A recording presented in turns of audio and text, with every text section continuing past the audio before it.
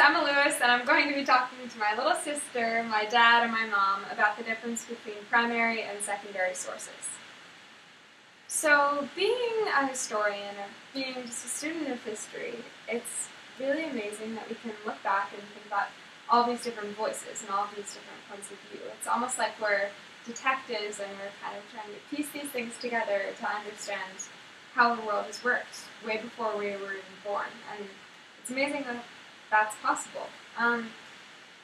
But we have to be able to look at these voices and interpret and analyze them.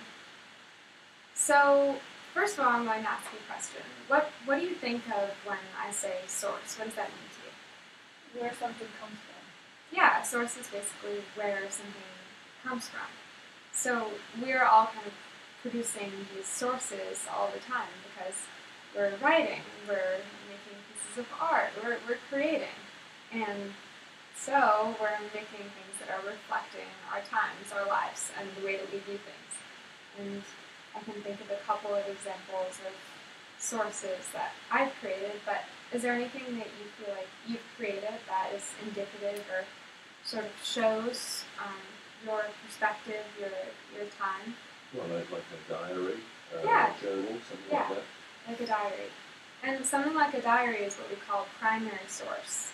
So a primary source is exactly what we were just talking about. It's something that originates in a particular time that we can study. We can look back at it and read something into it a little bit. So if we're looking at a diary that's from, say, 100 years ago, then it does show us that person's voice, but it also shows us something larger, historical trends, what's going on in the world, what's going on in the country that that person lives in. One particularly famous example is the Diary of Anne Frank, which people study to get a better understanding of one girl's experience of the Holocaust and the conditions that she lived in. So we can think about those, and they're extremely important. Why do you think they're important to look at? Because they're a story from somebody who was really there. They're Yeah. like it's authentic and they were there at the time. Yeah, it's authentic and they're stories. That's really amazing. And that's what makes history so exciting. It's that we can look at these stories and we can read these stories so many years later and understand them. And people leave us sort of all these little scraps of their lives and we can put them together to form an understanding of how the world was, and maybe looking into the future how the world might be, because some of these things kind of span across generations and millenniums. So I'm going to be talking to you next a little bit about secondary sources. Do you have any sense of what a secondary source might be? Something that interprets or comments on the primary source. Mm-hmm. Yeah. So I actually brought an example of something, a secondary source, and it's this. It's this book called Arts and Ideas, and inside you can find these pieces of art and a little bit of commentary on why they were significant and sort of the historical context that they come out of. So if you just want to pass this around the class and look at it a little bit. So we can piece all of these together, these works that show the point of view of particular artists, and then read them in their historical context. So in writing a research paper, how do you think that we would work to kind of put these two together? Do you think that would be possible? We use primary and secondary sources.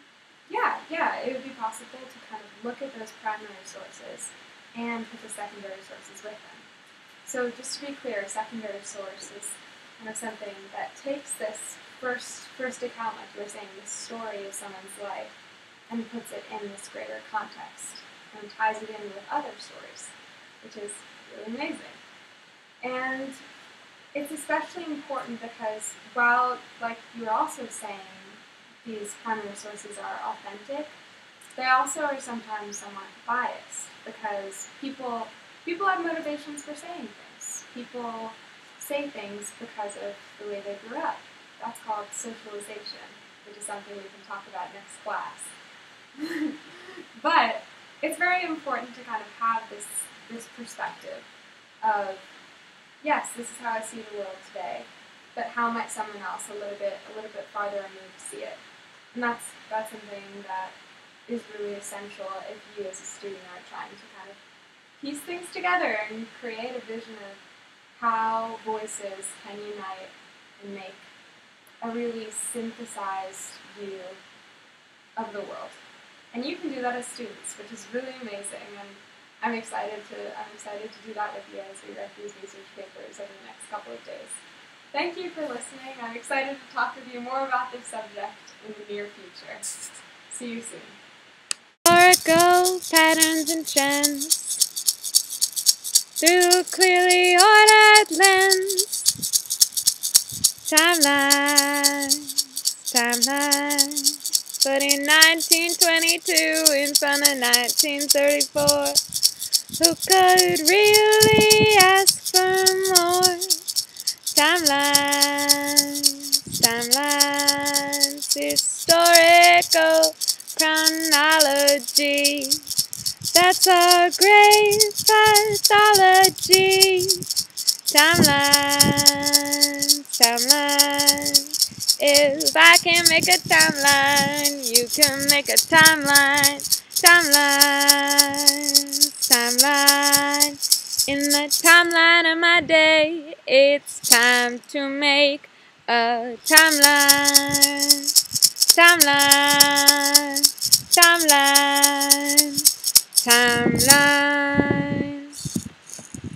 Thank you.